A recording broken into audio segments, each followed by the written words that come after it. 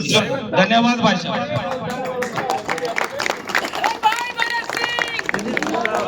जिंदाबाद नहीं अमर रहे भाई भरत सिंह, अमर रहे, भाई भरत सिंह अमर रहे।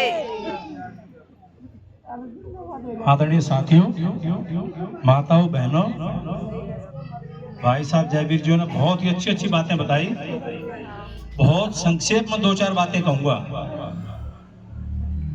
अब जो चल रहा था, जैसे 1000 रुपए वाली बात थी, मार्च में डिक्लेयर हुई थी, दोबारा मार्च होने वाला है। अगर वो पैसे मिलते तो कभी के आपके खातों में आ चुके होते। किसी के में आए हो तो बताओ, नहीं आए ना। इसी प्रकार अब जो 2100 रुपए वाला स्टेटमेंट है, ये भी ऐसा ही है। और मैं बहुत इत्मीनान से कहना चाहता हूँ, 1 मिनट लगेगी, बोले एलजी ने साइन ना करे, मैं क्या करूं? बस वो की बात पड़ेगी, सेंट्रल गवर्नमेंट ने ग्रांट ना दी, मैं क्या करूं? तो उनके पास कोई वो तरीका नहीं है, उन्होंने मना ही करना है। अब यहाँ सरकार डबल इंजन वाली है, ऊपर भी है और नीचे भी निश्चित रूप से आनी है। तो जो इन्होंने संकल्प पत्र में लिखा है, ये सारा आपको निश्चय ही मिलना है। इसमें किसी किस्म की कोई शंका नहीं है। बजाय 2100 के 2500 रुपए वाला है। अब रही बात रजिस्ट्रेशन की, भाई उन्होंने रजिस्ट्रेशन करा दिए, जिन्होंने भी अब शुरू कर दिए हैं, ये सारा काम तो बाद में ही होगा। और एक बात मैं आपको और बता दूं, गारंटी से अब की बार बीजेपी सरकार आ रही है। अगर आप टीवी में डिबेट देखते हो, अगर आप टीवी में इनके उनको देखते होगे ना, तो ऐसी बौखलाहट बनी हुई है जैसे पता नहीं क्या मारकाट हो रही है। ऐसी सिचुएशन चल रही है, ऐसे हालात हमने कभी नहीं देखे।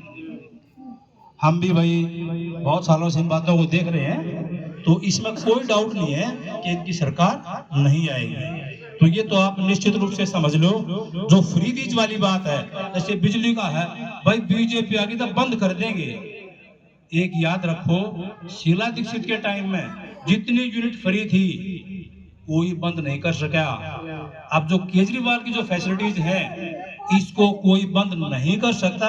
वो तो चलेंगी ही चलेंगी, सुचारू रूप से चल पाएंगी, ये एक प्लस पॉइंट होगा। इसमें सुचारू रूप से चल पाएंगी, ये प्लस पॉइंट होगा।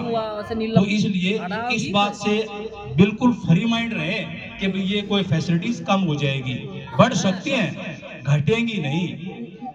और दूसरी बात, जैसे आप मोदी जी हैं, वो छोटे लेवल के तो है ही ना, वो तो भाई देश के प्रधानमंत्री हैं। अगर आप सही पूछोगे तो वर्ल्ड के अंदर आज पोजीशन है उनकी, कहीं भी देखो आप, जब सर्वे होता है 1 नंबर पर है, और जो 2nd नंबर पे है ना, वो उनसे 25% पीछे है।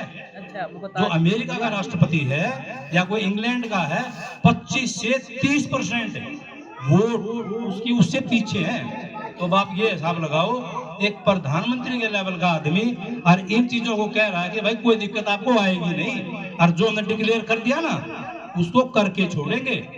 और इसका पीछे इतिहास भी है, चाहे इसमें राम मंदिर हो, चाहे इसमें कोई और कार्य हो, चाहे यूसीसी हो, भले थोड़ा टाइम लगा यूसीसी में, लेकिन आएगा निश्चित रूप से, स्टेट वाइज चलेगा।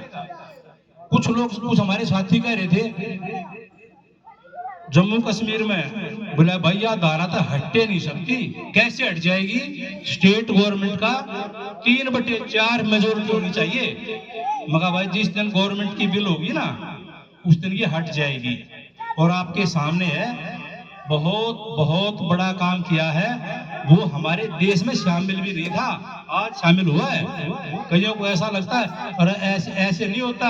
कितने साल हो गए इंडिपेंडेंट हुए, इंडिपेंडेंस हुए कितने साल हो गए, अब जाके बड़ी मुश्किल से हो पाया है। तो जो मोदी साहब ने कह दिया, भाई वो काम तो निश्चित रूप से होगा ही होगा। तो ये तो अपने दिमाग से शंका निकाल ही दो कि कोई काम नहीं हो पाएगा। तो साथियों, मैं फिर आपको ये आश्वस्त करना चाहता हूँ बीजेपी पार्टी की तरफ से और भाई योगी मोदी की तरफ से कि भाई जो भी फैसिलिटीज हैं वो आपको जरूर मिलेंगी। और हम ये भी चाहते हैं भाई सुधार भी हो। जैसे आयुष्मान योजना है हेल्थ वाली, दिल्ली में लागू नहीं हो रही और स्टेटों में लागू हो गई, केजरीवाल साहब ने लागू होने ही नहीं दी। उनको ये था कि इनको बेनिफिट मिलेगा। अरे भाई हमें बेनिफिट मिलेगा तो फायदा ही तो है, तो वो भी होगा। अब जो ना मोहल्ला क्लिनिक बंद हो जाएंगे, इन्होंने अपने संकल्प पत्र में लिख दिया। संकल्प पत्र को आप देखो, ये भाई अब दिखा रहे थे, उसमें ऐसा कहीं नहीं है। इनमें कुछ सुधार हो सकता है, बिगाड़ नहीं हो सकता। तो मेरा सभी से एक ही अनुरोध है कि भाई हमारे यहाँ से तो नीलम बहन है, हम तो ये कहेंगे कि इनको भारी बहुमत से जिताया जाए, ताकि ये हमारे एरिया का रिप्रेजेंटेशन उतने ही दमखम से कर सकें। और भाई जब बड़ी मुश्किल से जीता है ना, उसकी वेटेज आगे कम हो जाए। तो इसलिए थोड़ा सा अधिक से अधिक मतों से इनको जिताया जाए, ताकि आपके एरिया की भागीदारी हो सके। धन्यवाद साहब। हमारी नेता कैसी हो? हमारी नेता कैसी हो? भाई अब सुरेंद्र जी बोलेंगे, अपने विचार रखेंगे, सभी ध्यान से सुने। आदरणीय सभी मेरे कॉलोनी वासियों, छोटे बच्चों, माताओं, बहनों और श्रद्धा जी आकर एक किलो छटके तो ताली बजा के भाई सब ताली कम बजाओ यहाँ पे। दूसरा, मास्टर जी की तरह से भाई मैं सब में तो इतना हूँ नहीं, पर बता दूं तो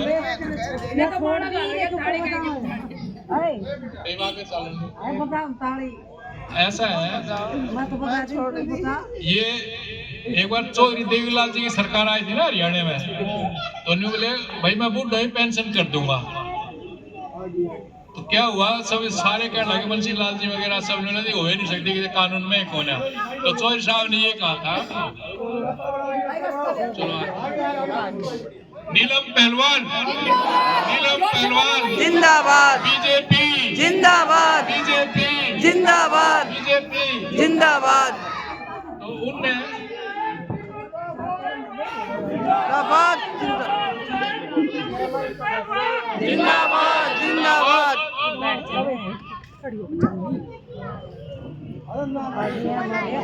नीलम किशन पहलवान जिंदाबाद, नीलम किशन पहलवान जिंदाबाद, बीजेपी जिंदाबाद, नरेंद्र मोदी जी। जिंदाबाद। अब मैं शर्मा जी से रिक्वेस्ट करूंगा कि वो मत संचालन करेंगे। शर्मा जी।